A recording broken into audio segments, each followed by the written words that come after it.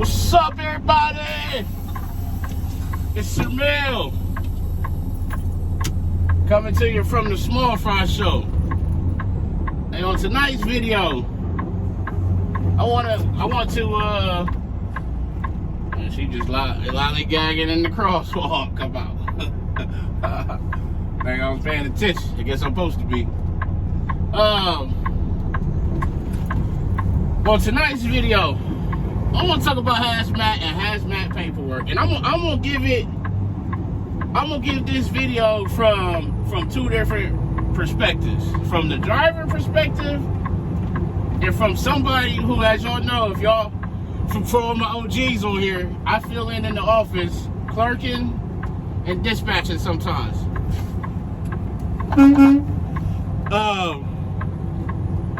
And so I'm gonna give it just from both perspectives. I had a situation that happened. It happened last week, so I just got around to recording this video. But before we get too deep in this thing, you already know what I need you to do. Make sure you like, comment, subscribe. Tell a friend to tell a friend to tell a friend to come join the family. Also, the views and topics expressed in these videos are mine and mine only. They do not represent the company that I work for. I am not a spokesperson for said company. Now that we got that out the way, how everybody doing? I don't know when y'all gonna see this video. It's Tuesday morning, my Monday, 1:57 in the morning. I got 2 more videos that I've already recorded. I just need to upload them. So I don't know when y'all gonna see this or what order I'm gonna get them uploaded in and how I'm gonna feel, but y'all will see this eventually. Hazmat and hazmat paperwork. So I last Monday night, Tuesday morning, just like now, I was leaving to go to Cincinnati. Well, when I got to Cincinnati, my guy wasn't there, which it happens sometimes. So I looked on the our little online system, and I saw that he was due there at like 3:31 or something like that. Now, if he's running on time, that gives you the maximum time of when they gate it, the maximum time they say the run should take.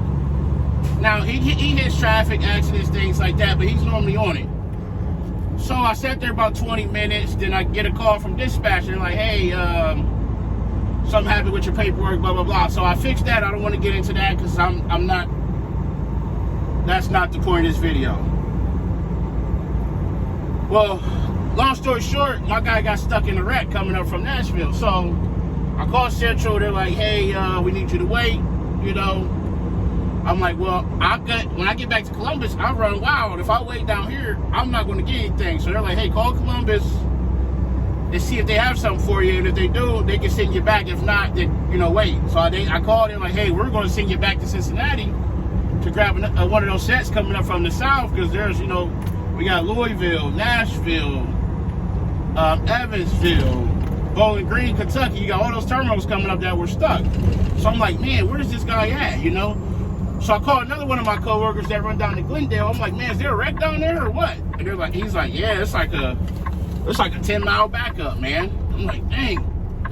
Okay, so I'm like, all right. So I called Central. I'm like, yeah, they were going to send me back. So they're like, hey, if he ain't there by 6 o'clock, call us back. I'm like, 6 o'clock? I've been here since 3:30.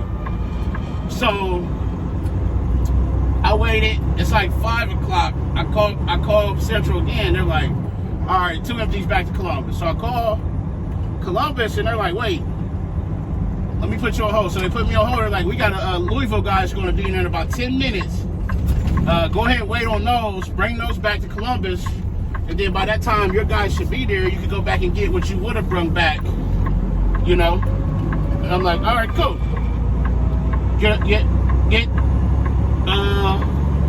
Dropped, get hooked. I get hooked. I'm, hooked up, and I'm like, looking at the paperwork, it's got corrosive on it. I go around to weigh it. Anything over 20,000 we weigh. It wasn't weighed. Hey, no harm, no foul. They got a scale at that terminal it comes from, but hey, no harm, no foul. And And what the thing that stands out to me is that it was moving. When I was on the scale, it was moving. Sometimes just you will move on the scale, but I'm like, man, this feels awful funny. So those are the red flags that I tell you about, that when you've been doing this and with experience, you'll know that when something's off, it'll grab your attention. That comes with experience. Y'all know I came from tanker before doing this, so I'm like, man, something's wrong. So I'm like, I go to look at the enforcer and the hazmat paperwork. Another red flag I see is that the hazmat has been stapled. So there's no way that driver looked at the actual bills. I'm not throwing them under the bus at this. I'm just using this as a teachable moment for all of us. And so I undo the staple, I open it up, and I look. Now, just because it's moving don't mean that it's a bulk load. It could be in a drum. Drums aren't bulk. So I looked, the first thing I saw was a 275-gallon tote. Now, if you're dealing with hazmat, anything in a tote or IBC, it doesn't matter the gallons. Tote or IBC is 100% bulk all the time. 100% bulk. So therefore, the placard was wrong at that point, because with bulk you need the UN number in the class, not just corrosive 8. So now we got to do the enforcer over, because we got to see, like, hey, is it just corrosive? Because there was another product on there. Do the enforcer over, it's corrosive and the bulk corrosive. Okay, we can fix that, cool. But I'm using this to say that enforcer is only accurate as the person that's in and entering it. And me being on the driver's side, me being on the clerk side, I know that mistakes happen. I have made that mistake doing the enforcer, where I didn't see that it was an IBC, or, you know, I maybe entered a number wrong, or this and that. It's typos, they happen. Unfortunately, they happen. With hazmat, you gotta kind of be perfect, but nobody's perfect, so these things are gonna happen. But also, don't assume if you're getting it on a relay, don't assume that driver checked it. Don't assume that you leaving the office is correct, because that's what that enforcer says. Because things happen, mistakes happen.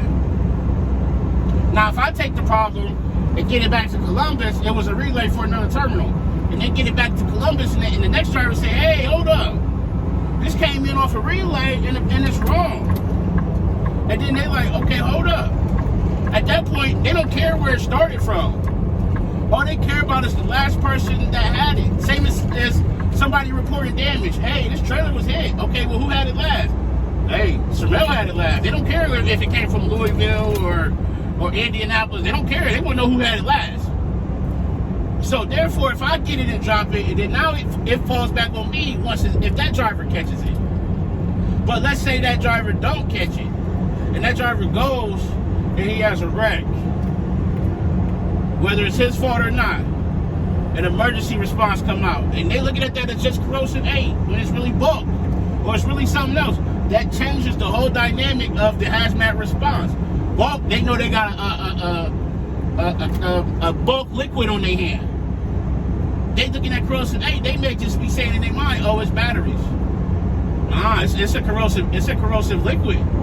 It may not need, you know, a certain level of response, or we can't put water on it, whatever that looks like.